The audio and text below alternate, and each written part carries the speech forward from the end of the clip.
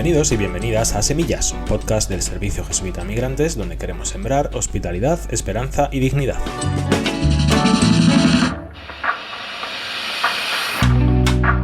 En SJM acompañamos, servimos y defendemos a las personas migrantes y refugiadas para que puedan alcanzar una vida digna y plena inclusión en la sociedad.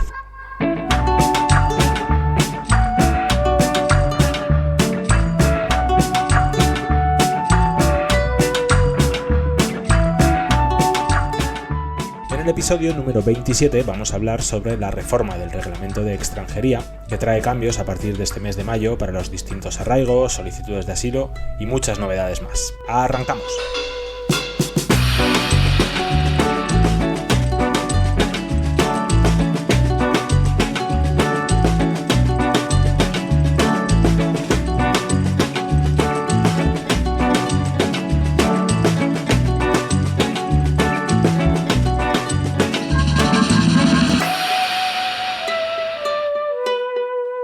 Hoy hemos aprobado en el Consejo de Ministros el nuevo reglamento de la Ley de Extranjería. Estamos ante la reforma. El pasado 19 de noviembre se aprobó el Real Decreto 1155/2024 por el que se reforma el reglamento que desarrolla la Ley Orgánica de Extranjería. Tras varios meses anunciando cambios legislativos, incluido un periodo de consultas con varias ONG, entre las que estaba SJM, el Gobierno finalmente sacaba adelante esta nueva normativa que conlleva varios cambios importantes. Estas novedades en la normativa tienen que ver sobre todo con las formas de regularización de las personas extranjeras en España. Destacan las diversas formas de arraigo. Se introduce el nuevo arraigo de segunda oportunidad y el arraigo para la formación pasa a llamarse arraigo socioformativo. Ahora los arraigos son 5: el social, el sociolaboral, el familiar, el socioformativo y el de segunda oportunidad. La otra novedad positiva es la reducción del plazo de permanencia previa en el país para poder solicitar arraigos. Pasa de 3 a 2 años. Pero también conlleva esta reforma restricciones en la letra pequeña.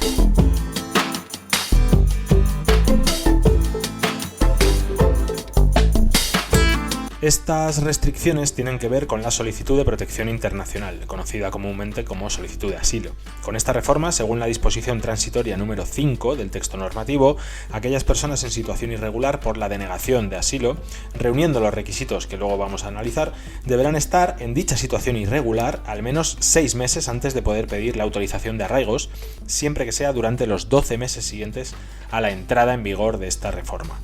En la práctica, este cambio supone una desincentivación y una discriminación a las personas que solicitan asilo, pero la cosa no acaba ahí.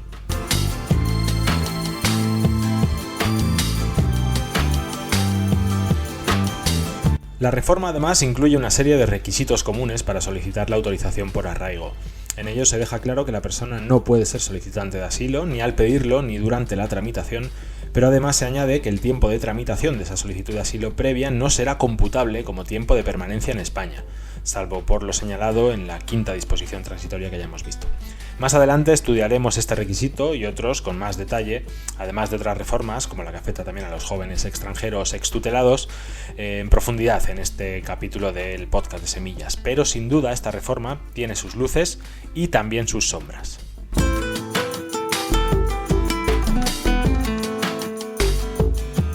A continuación vamos a conversar con algunas personas de nuestro equipo jurídico para desgranar en detalle esta reforma, resolver algunas dudas que han ido surgiendo, señalar también puntos de la norma que quedan en el aire y tratar de aportar algo de luz en este cambio legislativo que, si bien entra en vigor este próximo 20 de mayo, aún esconde muchos interrogantes en cuanto a su aplicación se refiere.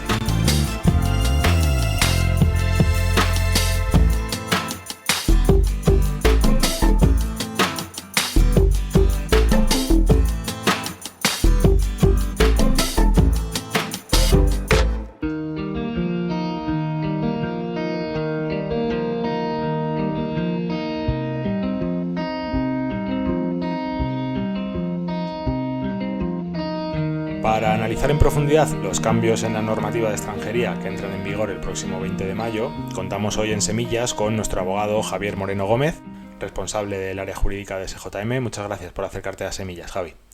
Gracias a ti, Dani, por la invitación, por el espacio, por el esfuerzo también a hacer este trabajo, yo creo tan importante y divulgativo de algo que es tan actual y que la verdad nos tiene preocupados a muchas y muchos. Ujú. Perfecto, pues antes de entrar en materia de lo que es propiamente la reforma, ¿no? La reforma normativa, queríamos que nos contases un poco qué trabajo se ha hecho, ¿no? Desde la sociedad civil y qué trabajo se sigue haciendo también de diálogo, colaboración y aportaciones, ¿no? de las entidades especializadas en migración con el gobierno. ¿Cuál ha sido un poco esos antecedentes de la reforma?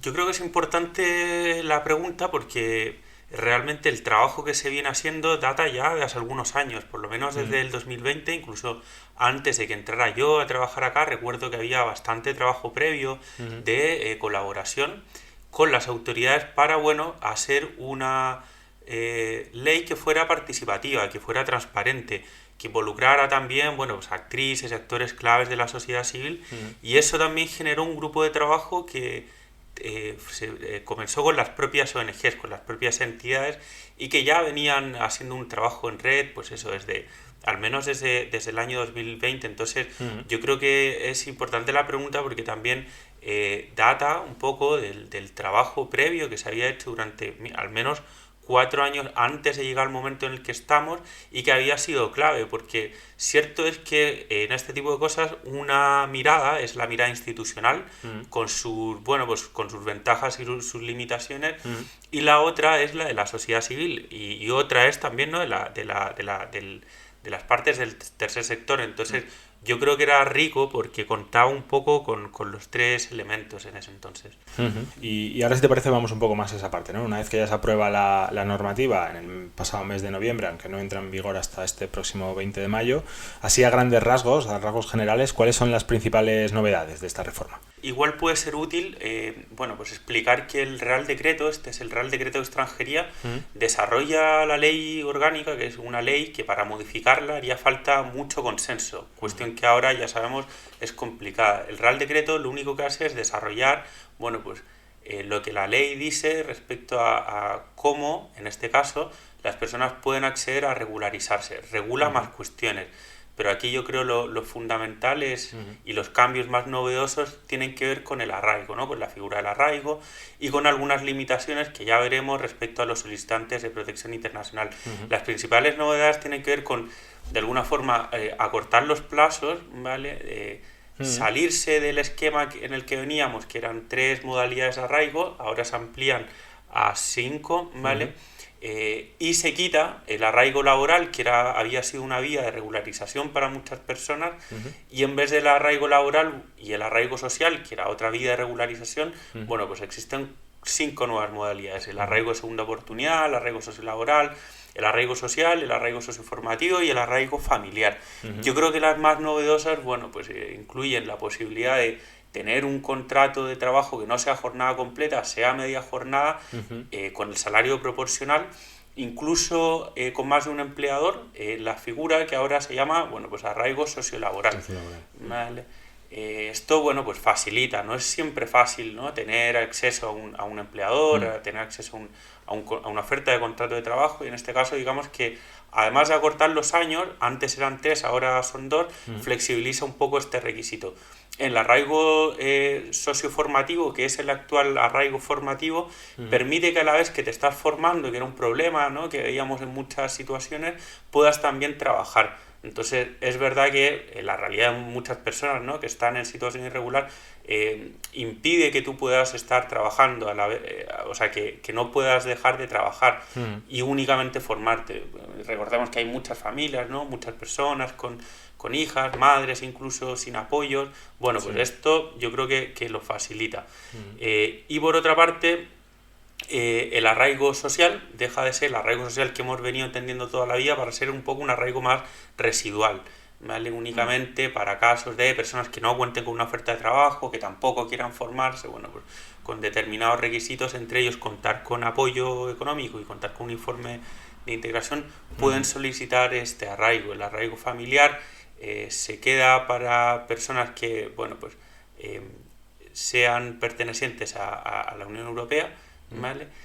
Y luego el arraigo de segunda oportunidad es únicamente para personas que ya no dejaron de tener una autorización que se les haya concedido, pero por motivos distintos de las circunstancias excepcionales. En palabras sencillas, una persona que haya tenido una autorización de residencia temporal, no que venga del arraigo, y que se la haya extinguido por razones que no tengan que ver con penales, ¿no? O con motivos de seguridad pública, bueno, pues podría acceder a este arraigo de segunda oportunidad. Esas son, yo creo, las principales novedades respecto al arraigo. Hay otras más que podemos ir comentando. Vale, muy bien, gracias Javi. Entonces, bueno, con estas nuevas figuras de arraigo, como veíamos, ¿no? Al fin y al cabo el arraigo no deja de ser una figura de autorización de residencia por circunstancias excepcionales, ¿no? ¿Para cuánto? Esto es una duda así más que yo creo que también nos puede resolver. ¿Cuál es el plazo por el que se concede esta autorización en todos estos arraigos? ¿Pasaría a ser de un año renovable, ¿verdad? Para todos los casos de arraigo. Efectivamente, antes era bastante confuso porque te concedían una autorización que era por circunstancias excepcionales y luego tenías que realmente en la práctica renovarlo, pero el trámite legal se llamaba modificar. Pasabas de una situación de arraigo, digamos, a una situación normal que es la autorización de residencia temporal. Bueno, pues ahora esa autorización la vas renovando año a año, ¿vale? Y ya no existe la modificación que existía, digamos, efectivamente, que existía antes, que enredaba mucho porque mucha gente decía, pero si yo en el fondo lo que estoy haciendo es renovar la misma que tengo, efectivamente es la misma, pero a efectos de la regulación no le llaman renovar, sino que le llaman modificar. Entonces ya directamente cumpliendo los requisitos puedes renovar. Sí, eso facilita en teoría también, ¿no? O sea, estamos viendo que también así lo ha vendido un poco el gobierno, ¿no? Todos estos cambios en esta reforma son en teoría para flexibilizar, para facilitar que las personas puedan acceder a la situación regular, pero por lo que hemos visto y por lo que seguimos también estudiando, no todos son luces, digamos, en esta reforma, ¿no? Ya hemos visto también en el contexto de este podcast un poco lo que señala esa disposición transitoria quinta, ¿no? Entonces queríamos saber si nos puedes explicar por qué esta disposición transitoria quinta, este texto particular, puede suponer un retroceso, ¿no?, para el derecho a la protección internacional en España. Claro, la verdad que esto ha sido motivo de discusión, de análisis, de estudio, y yo creo que también de un distanciamiento con el trabajo ese que hablábamos al principio, previo que veníamos haciendo con la propia institución a nivel de actores. Yo creo que esto ha generado un quiebre importante por parte de la sociedad, la gente que estamos trabajando en esto, y la institución. En primer lugar, porque fue una modificación que no se incluyó en la primera consulta pública que se hizo, que con más o menos diferencia había un cierto consenso. Esto no se incluye un poco de tapadillo y a última hora, ¿no? Efectivamente, a última hora justo, y se lanza ya, ¿no?, teniendo todo el impacto, el calado, ¿no? Pues el dejar a mucha gente en situación de vulnerabilidad sin haber tenido un trabajo previo respecto al posible alcance, al posible impacto. Entonces, esta modificación, ¿qué es lo que supone? Bueno, pues supone que las personas que quieran acceder a la autorización de arraigo van a tener que tener una resolución desestimatoria del recurso o una resolución denegatoria de su solicitud de protección internacional. Y además van a tener que estar durante 6 meses en situación irregular para poder acceder a alguna de las figuras del arraigo. Por tanto, claro, ¿esto qué implica? Implica, en primer lugar, no diferenciar como dos ámbitos que son distintos, aunque están vinculados, son distintos. Uno, el de protección internacional, con sus normas, incluso su procedimiento sancionador, y otro, que ha sido una figura, tú fíjate, esto se reguló pues el año 2000, estamos a 2025, igual ya han pasado más de 20 años, ¿no? En el que esta figura ha tenido precisamente el objetivo de ayudar a la gente a que mediante la demostración de los vínculos con familia, ¿no?, con el Estado, con la sociedad, con el entorno, se pueda regularizar, y no al revés. Entonces, ¿por qué se usa una figura que durante más de 20 años, con sus más, con sus menos, con sus distintas regulaciones, ha servido precisamente para demostrar la vinculación con el Estado, para ahora excluir directamente a las personas que no tengan esa resolución desestimatoria o esa resolución denegatoria de acceder al arraigo? Ese es un gran problema. A día de hoy está claro que no van a poder acceder a ella si a 20 de mayo no cuentan con estas dos situaciones que hemos dicho. Además de los 6 meses de irregularidad, sin embargo, yo creo que nadie tiene claro, y hay mucha falta de seguridad respecto a cómo se va a implementar finalmente este tipo de medidas. Hemos visto que esto está generando, la verdad, que además de inseguridad, yo creo, bastante riesgo y bastantes perjuicios para las personas, familias, etcétera. Hace no mucho, yo me acuerdo, me decían, oye, mira, me están cobrando 1.000 euros por renunciar al asilo, por desestimar, efectivamente, por un procedimiento en el que hay un escrito únicamente y en el que te desestima, tú pides que se desestime tu solicitud, que de hecho ni siquiera te garantiza que puedas acceder al arraigo, porque con un desestimiento de tu solicitud, si está todavía en trámite, no vas a poder acceder al arraigo. Y este tipo de situaciones, ¿no?, de abuso realmente hacia las personas en este tipo de situaciones, ya se está generando a muchos niveles, ¿no?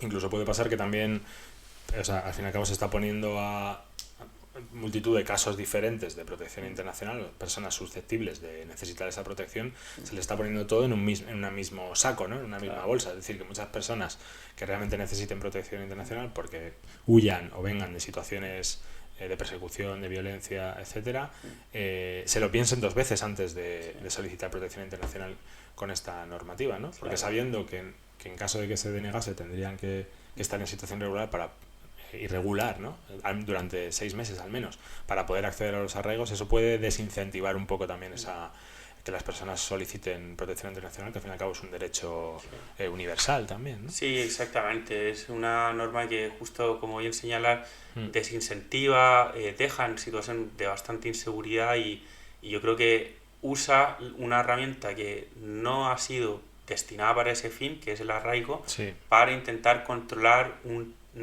otra situación que incluso puestos con las gafas de quien lo haya regulado así, puede ser legítimo, y algunas partes así lo sostienen, que es no usar el asilo para fines distintos, pero no es el arraigo. No instrumentalizar. Efectivamente, no distorsionar, ¿no?, como llaman la institución del asilo. Eso es bastante cuestionable, primero porque de esto incluso daría motivo como para un podcast, ¿no?, particular. Sí, concreto, específico, sí. Sí, pero creo que aún así no se está regulando de manera ¿no?, como coherente con el propio arraigo. No se ha medido bien el impacto, como bien señalas tú, que ya se palpa a día de hoy respecto a personas con necesidades de protección, y además está generando tanta inseguridad pues que las personas al final desesperadamente están llevando a cabo cuestiones como las que acabamos de comentar, ¿no? Sí, o sea, es un tema del que vamos a estar muy atentos y atentas, yo creo que no solo de SJM, ¿no?, sino de toda la sociedad civil y entidades y ONGs que trabajan en este sector, ¿no?, porque es verdad que no hay mucha claridad sobre cómo se va a aplicar, sobre si finalmente efectivamente se va a aplicar tal y como dice al pie de la letra, ¿no?, la normativa. Y bueno, porque supone también, pues al fin y al cabo venimos denunciando también durante mucho tiempo que el sistema de asilo está colapsado en España, ¿no?, que hay decenas de miles de solicitudes pendientes, de que no hay forma de poder acceder a la solicitud de asilo o a la cita, ¿no? Entonces, si la solución para poner fin a este colapso va a ser restringir de alguna manera ese acceso al derecho a solicitar protección internacional, pues estamos ante un problema, ¿no?, ante un problema grande. Pero bueno, supongo que eso con el tiempo ya iremos viendo cómo se va aplicando y cómo se puede ir resolviendo, ¿no? No, desde luego, y sobre todo que tampoco se va a frenar la llegada de personas, si es lo que realmente tienen como finalidad un poco encubierta, con una control del arraigo. Yo creo que incluso eso tampoco se ha medido, ¿no? En medida que no podemos hablar tanto del litigio que llevamos, pero es verdad que a medida que vamos conociendo más el proceso mediante el cual se llega a esta reforma, te das cuenta de que hay nula capacidad, ¿no?, de diagnóstico respecto al posible impacto, y tampoco hay seguridad respecto a las posibles llegadas o no. Esos flujos continuarán incluso de manera más insegura, que es otra gran reivindicación que hemos dicho siempre, ¿no? Oye, ¿por qué poner siempre el foco en esto y no en las vías legales? Bueno, pues no en ese tipo de instrumentos. Muy bien, bueno, pues eso, como decíamos, estaremos atentos y atentas a este tema en concreto, ¿no? Ahora volviendo un poco al tema de los arraigos, ¿Te parece si nos detenemos un poco más más en lo específico, ¿no?, de los arraigos? Bueno, pues qué luces y qué sombras detectamos en estas nuevas 5 figuras. ¿Cuáles son los requisitos, ¿no? Porque hay una serie de requisitos comunes y luego una serie también de requisitos específicos. Así también a grandes rasgos, cuál es el contenido, ¿no?, un poco de la normativa en cuanto a estos 5 tipos de arraigo. Vale, pues el contenido mínimo en general es primero haber permanecido en España durante 2 años de manera permanente y continuada, ¿vale? Eso quiere decir sin salidas. Que eso baja de 3 a 2 años, ¿no? Efectivamente. Luego, antes era usualmente de 3, salvo para el arraigo laboral. Ahora ya, para acceder a los arraigos, se permite que sean 2 años, ¿vale? Además de eso, es no contar con antecedentes penales, efectivamente, contar con tu pasaporte, ¿vale?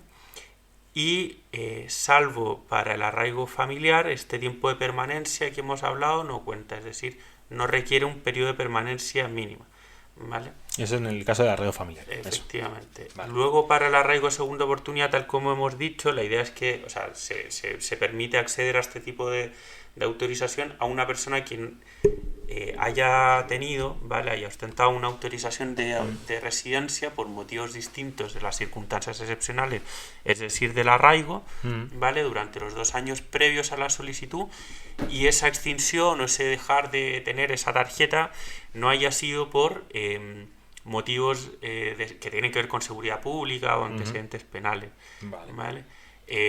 Para el arraigo sociolaboral, por otra parte, se va a permitir, tal como hemos dicho, los requisitos generales, es decir, los 2 años, no contar con antecedentes penales, ¿vale? Y además contar con un contrato de trabajo que podría llegar a la media jornada, ¿vale? Con el salario mínimo interprofesional correspondiente y con la posibilidad de que sean varios empleadores, ¿vale?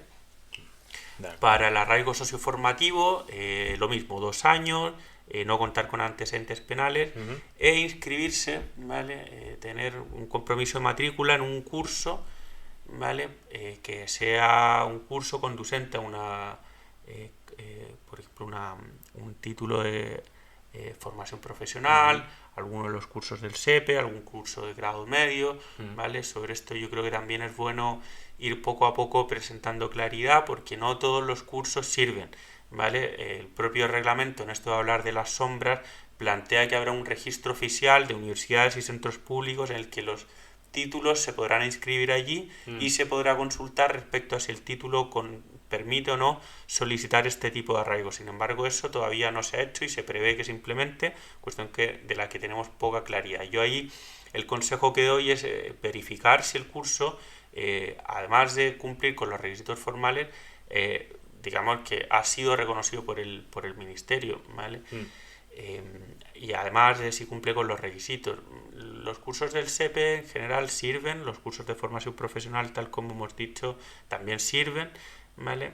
Y además, en caso de que este curso vaya a llevarse a cabo, la solicitud se debe hacer con un tiempo de 2 meses de anterioridad, ¿vale?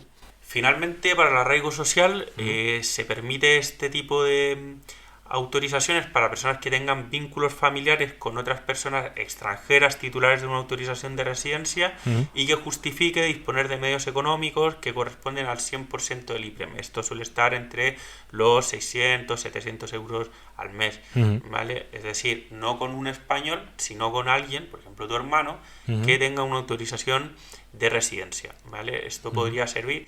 Y además que tu hermano, bueno, pues se comprometa, digamos, a mantenerte, ¿no?, sobre esta base, sobre el 100% del IPREM. Finalmente, el arraigo familiar se va a poder conceder, ya hemos dicho, sin un periodo previo de permanencia en España, para quien sea padre o madre de un menor con nacionalidad de algún Estado miembro de la Unión Europea, ¿vale? O sea, que un Estado distinto del Estado español. Para las personas familiares de españoles se ha creado una figura específica, que es el Estatuto de Familiar de Persona con Nacionalidad Española, ¿vale? Antes siempre escuchábamos hablar del arraigo familiar, que en mi opinión lamentablemente se ha eliminado, de la tarjeta de familiar de ciudadano de la Unión, que realmente era una mala regulación porque estaba pensada para gente con nacionalidad de algún Estado miembro de la Unión Europea que venía a España, para esos familiares, sin embargo se aplicaba indistintamente también para familiares españoles. Pues ahora, para el arraigo familiar, únicamente va a estar con ser tutor, padre, hermano, padre, madre o tutor de un menor con nacionalidad de otro Estado miembro, o ser quien preste apoyo a una persona con discapacidad que sea nacional de otro Estado miembro, ¿vale? En ese caso también se podría conseguir un arraigo familiar, ¿vale? Muy bien, vale, pues bueno, ya hemos visto un poco esas 5 figuras de arraigo. Ahora, si te parece, vamos a analizar, aunque sea así por encima, pues algunas otras novedades también de la reforma, ¿no? Que ya no solo tienen que ver con los arraigos, sino por ejemplo con temas como la reagrupación familiar. ¿Qué otras novedades existen en esta reforma así que merezca la pena destacar? Claro, existe una gran reforma, en mi opinión, que es lo que ya adelantábamos anteriormente, que es el cambio que existe y la nueva regulación específica para familiares de personas con nacionalidad española. Antes, como bien decíamos, pues, te podías acoger al arraigo familiar o podías solicitar una tarjeta de familiar como de ciudadano de la Unión. Ahora, sin embargo, se crea una figura específica. ¿Cuál es una ventaja quizá con respecto a la anterior? Pues que en el caso de tener un hijo, ¿vale? Oficialmente puedes solicitar una autorización de este tipo siendo mayor de 21 años, es decir, hasta los 26 años. ¿Cuál es una desventaja? Dentro de las varias desventajas que veo yo, es que a los padres, por ejemplo, a los ascendientes, ya no se entiende que están a cargo tuyo con 65 años, que es una edad en la que tradicionalmente los ascendientes se entendían a cargo y podían solicitar una tarjeta de este tipo. Ahora va a tener que ser hasta los 80 años, ¿vale? O sea que, te fijas, son 15 años más en los que se entiende que están a cargo y de manera general estas solicitudes se van a tener que tramitar desde el país de origen, ¿vale? No existe claridad cómo se va a aplicar esto, porque lo que dice la ley es excepcionalmente se va a poder tramitar estando en territorio. Hay mucha especulación, algunos dicen no, o sea, los cónyuges de españoles, fijo, los vas a poder tramitar hasta aquí. Sin embargo, a los ascendientes va a tener que ser desde el país de origen. Yo aquí recomendaría primero esperar, como siempre con una nueva regulación, lo que primero solemos recibir son instrucciones. Claro. Instrucciones ya de la delegación de gobierno correspondiente, en la que ya son un poquito más específicos. Cierto es que su idea es regular que las solicitudes se hagan desde las misiones diplomáticas, es decir, embajadas o consulados, en el país de origen, y vengan ya con ese visado para aquí en territorio sacar esa autorización como familiar de persona española. Existen los dos procedimientos, se deja claro que existen los dos procedimientos, tanto la posibilidad de hacerlo acá como la posibilidad de hacerlo en país de origen. La letra, el tenor literal del articulado, entiendo que hace referencia a que idealmente se haga desde país de origen, no excluye la posibilidad de hacerlo desde aquí. Para saber cómo se llevará a cabo, ¿vale? Yo me esperaría a ver cómo se va a ir aplicando ya a partir del 20 de mayo. Claro, muy bien. Vale, bueno, pues eso en cuanto a la reagrupación familiar, ¿no? de ciudadanos o ciudadanas con nacionalidad española. Ahora, para analizar otra parte importante también de la reforma, que es la que atañe a menores extranjeros tutelados o jóvenes extutelados, le hemos pedido a Marta Sánchez Briñas, que es la abogada de Pueblos Unidos, la entidad miembro de la red CSJM en Madrid, que nos explique brevemente cuáles son las novedades en la materia en este caso concreto. En el artículo 172, esta reforma incluye que si en el plazo de un mes no se ha resuelto la solicitud de residencia a la que se refiere el artículo 35.7 de la Ley de Extranjería, esta se entenderá desestimada por silencio administrativo negativo. Y por otro lado, se ha eliminado lo que se incluyó en el Real Decreto 903/2021, en el que se especificaba de forma expresa que en la tarjeta de identidad de extranjero tenía que poner que habilita a trabajar. El artículo 173 regula qué ocurre cuando el menor alcanza la mayoría de edad y ya tiene una autorización de residencia. La reforma incluye que el solicitante pueda presentar un contrato de trabajo que cumpla las condiciones establecidas en el artículo 127.b, es decir, aportación de uno o varios contratos de trabajo que garanticen el salario mínimo interprofesional. Los contratos deben representar una jornada semanal no inferior a 20 horas en cómputo global y podrá aportarse más de un contrato de trabajo en los supuestos de trabajo de naturaleza estacional y en el caso de trabajos parciales y simultáneos para más de un empleador. También se incluye en esta reforma que la eficacia de la autorización renovada estará condicionada a la posterior afiliación y alta de la persona extranjera en el régimen correspondiente de la Seguridad Social en el plazo de un mes. El artículo 174 se refiere a los jóvenes que llegan a los 18 años sin haber sido documentados. Aquí también hay unos cambios clave. Por un lado, se reduce el límite máximo de edad hasta los 20 años para poder solicitar la residencia por circunstancias excepcionales. Hasta en el reglamento actual, la edad era hasta los 23. Y por otro lado, se exige un informe de la comunidad autónoma o del ayuntamiento donde reside el joven, algo que antes tampoco era necesario. Además, se incluye que el solicitante pueda presentar un contrato de trabajo que cumpla las condiciones establecidas en el artículo 127.b. Los requisitos del contrato son los mismos que en el régimen general y esto hace que muchos jóvenes no vayan a poder conseguir su documentación como pasaba antes de la reforma de 2021. Es decir, consideramos que los criterios se endurecen. Vale, bueno, pues hasta aquí hemos visto ya prácticamente todo lo que tenemos sobre el papel en esta reforma, en este Real Decreto que ya se publicó en el mes de noviembre, ¿no? Y que, como recordamos, entra en vigor el 20 de mayo. Pero ahora, ¿qué va a pasar, ¿no? ¿Cuáles serán los siguientes pasos? Ahora, ¿cómo se va a aplicar? Tendremos estas instrucciones también de los ministerios y de las delegaciones de gobierno, como decías, Javi. Pero ¿cuál va a ser un poco el seguimiento en el tiempo? ¿Cómo esperamos que sean estos próximos pasos también, ¿no?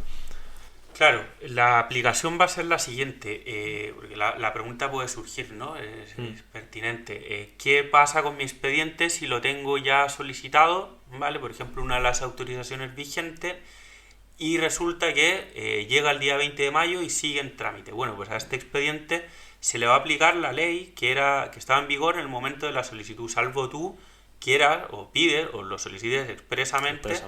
Que se te aplique la norma que se va a entrar en vigor, que es el Real Decreto, a partir de mayo, ¿vale?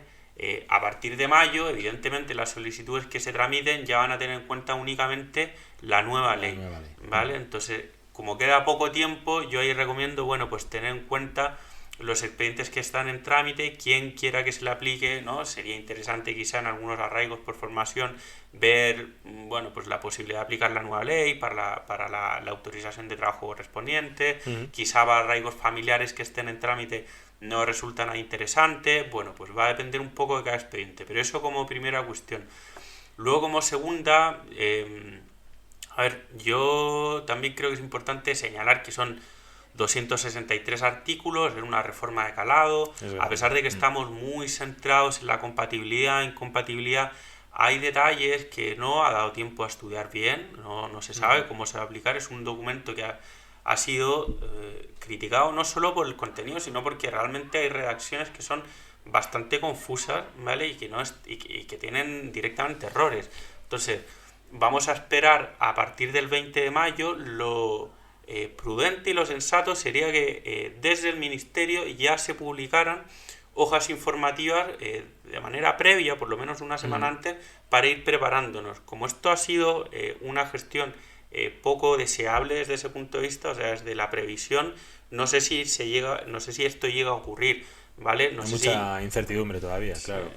Sí, puede que lleguemos a 20 de mayo, no haya ni hojas informativas, puede que las hojas informativas, que son documentos fáciles de acceso, muy claros con los requisitos que nosotros usamos en el día a día para saber cómo acceder a un trámite de extranjería, no sean publicados el 20 de mayo. Sobre esto no tenemos claridad, así que yo creo que va a ser importante estar pendiente de lo que ocurra en las próximas 2 semanas. Usualmente, con reformas menores, hemos tenido instrucciones publicadas por parte de delegaciones de gobierno, incluso por parte de la Secretaría de Estado de Migraciones, respecto al procedimiento específico. A día de hoy tampoco tenemos claro cuándo y cómo se van a dar. Han habido 2 notas aclaratorias después de la reforma que, en mi opinión, y en opinión yo creo que de un amplio sector de la gente que trabaja en migraciones, ha sido lo contrario, o sea, ha sido más confusa, más confusión de lo que uno hubiera esperado. Entonces vamos a ver a partir del 20 de mayo si publican las hojas informativas, vamos a ver si publican también notas aclaratorias, vamos a ver un poco cómo va a ser la gestión también de todos los expedientes que hay actuales, ¿vale? Y yo creo que lo importante a las personas que todavía no han solicitado es que tengan claro eso, quienes quieran que se les aplique la nueva ley, esperarse al 20 de mayo, quienes no y tengan alguna solicitud, que lo hagan ya, porque esto empieza a partir del 20 de mayo ya a regir. Pues genial, Javi, seguro que surgen más dudas durante este tiempo, pero bueno, yo creo que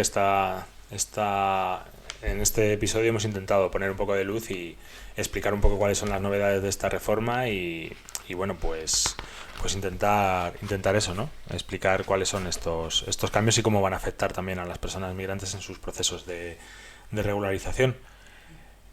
Pues nada más, muchas gracias, Javi. Estaremos atentos también en las próximas semanas y en los próximos meses, una vez que ya entre en vigor y se empiecen a aplicar. Y por supuesto os iremos contando también por las novedades a través de los diferentes canales, ¿no? Desde SJM y también desde las entidades que trabajan en este sector. Sí, no, y nada, o sea, aprovechar, y yo creo que también importante decir que las personas idealmente tengan la información a través de canales oficiales.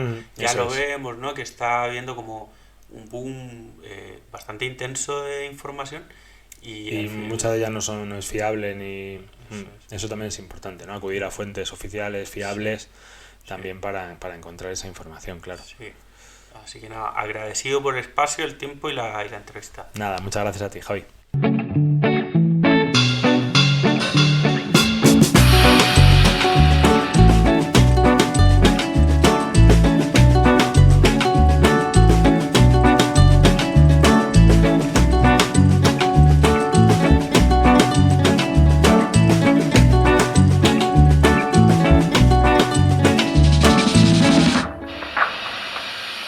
Hasta aquí este capítulo número 27 de Semillas, el podcast del Servicio Jesuita Migrantes, en el que hemos hablado sobre la reforma del Reglamento de Extranjería impulsada por el Gobierno.